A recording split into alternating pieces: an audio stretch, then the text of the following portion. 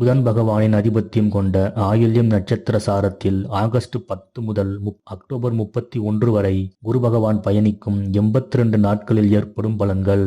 இக்காலகட்டத்தில் கேளிக்கைகளில் அதிக நாட்டம் ஏற்படும். இதயம் சம்பந்தமான பிரச்சனைகள் முழுமையாக நீங்க சரியான மருத்துவ முறைகள் கிடைக்கப் பெறுவீர்கள். மாமன் வழி உறவுகளிடத்தில் இருந்து வந்த சங்கடங்கள் நீங்கி அவர்கள் மூலமே புதிய வரன்களும் வாய்ப்புகளும் கிடைக்கப் பெறுவீர்கள். தந்தை மாமன் உறவுகள் பலப்படும். மனைவி மற்றும் கணவன் வழி உறவுகள், குறிப்பாக மாமியார் மாமனார் மூலமும் அவர்களின் உடன் பிறந்த சகோதர சகோதரிகள் மூலமும் புதிய வாய்ப்புகளும் வழியும் பிறந்து தொழில் முன்னேற்றம் ஏற்படும். தாய்மாமன் உறவுகள் பலப்படும்.